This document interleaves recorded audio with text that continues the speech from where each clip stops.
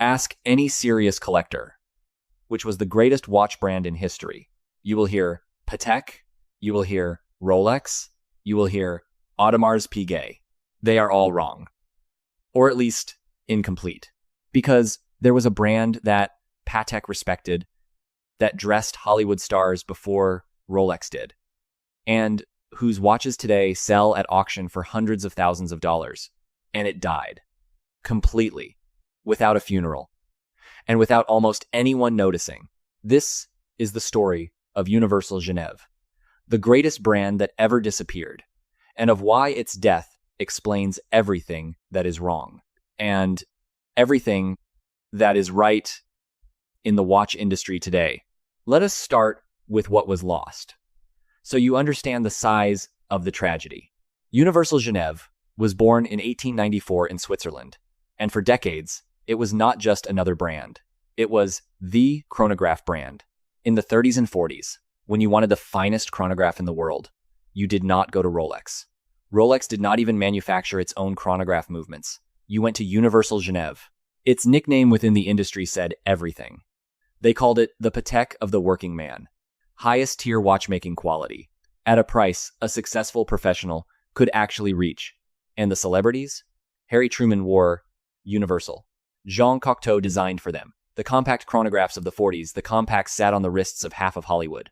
But its masterpiece arrived in 1954, the Polar Router, designed by a 23-year-old who had just entered the industry, a young man named Gerald Genta. Yes, the same Genta who would later design the Royal Oak for Audemars Piguet and the Nautilus for Patek Philippe, the two most desired watches on the planet today. His first legend.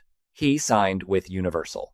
The Polar Router was so advanced, it was created for the SAS airline pilots crossing the North Pole with a micro-rotor movement that was pure mechanical poetry. Universal Genève had everything. The history, the talent, the patents, the celebrities, and in less than 20 years, it lost absolutely all of it. And before I tell you how, a brief pause. If these stories that nobody else tells feel valuable to you, subscribe. This channel exists for the people who understand that inside every watch, there is a story bigger than the time. And tell me in the comments, had you ever heard of Universal Genève? Before this video, I am genuinely curious how many of you knew. Let us go back, because the 3 blows are coming. How does an empire like that die? Not from 1 blow. It dies from 3. Blow 1. Quartz. In 1969, Seiko releases the first quartz watch in the world, and the floor of the entire Swiss industry opens up. Universal, like hundreds of brands, watches its mechanical sales evaporate. But unlike Rolex, which digs into luxury, Universal tries to compete in quartz against Japanese factories producing at 1/10 of the cost. Fatal mistake. Blow 2. The sales. The family loses control. The brand passes from hand to hand, each owner with less vision than the last. And by the 80s, it ends up bought by a group that uses it mainly to sell generic watches in Asian markets. The brand that dressed presidents now put its name on forgettable quartz pieces. Blow 3. The silence. And this one is the cruelest. Universal did not collapse in scandal. It simply stopped mattering. No launches. No advertising. Nobody left to tell its story. By the 2000s, the brand existed legally, but was culturally dead. A grave with the lights still on. Think about that for a second. The brand that gave Gerald Genta his first opportunity did not live to see how much that name would be worth.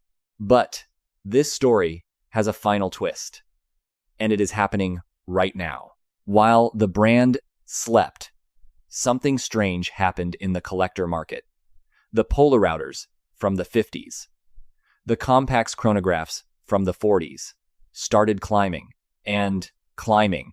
A Polar Router that cost $500 15 years ago today sells for $5,000 or more. The Nina Rindt chronographs, with their panda dials, crossed $100,000 at auction. Young collectors discovered what their grandfathers already knew: that Universal's quality was real, and that its history was better than that of brands 10 times more expensive. And then, in 2023, the bombshell. Breitling, yes, Breitling bought Universal Genève, and announced something almost without precedent, that they would not relaunch the brand immediately, that they would take years to do it properly, studying the archives, rebuilding the movements. A brand dead for half a century is about to be born again. And you and I are going to be here to watch it happen. Why am I telling you this story? Because Universal Genève is the dark mirror of the industry. It is the proof that quality does not save you. Talent does not save you. Not even Gerald Genta saves you if you lose control of your own story. Rolex survived quartz because it never stopped telling the world who it was. Universal died because it stopped speaking. And there is one more lesson for you as a buyer. The best opportunities in the vintage market are not in the brands everyone knows. They are in the illustrious dead. The brands with real history that the market has not finished rediscovering. Universal was the perfect example. And whoever bought 15 years ago multiplied their money by 10. The question I leave you with, which one is next? A brand that dressed presidents, that discovered Gerald Genta, that built the finest chronographs of its era, and died in silence while inferior brands built empires. Universal Genève is not just a watch story. It is a reminder that in luxury, memory is worth more than metal. Next week, another story the industry forgot to tell. Crown Pick set the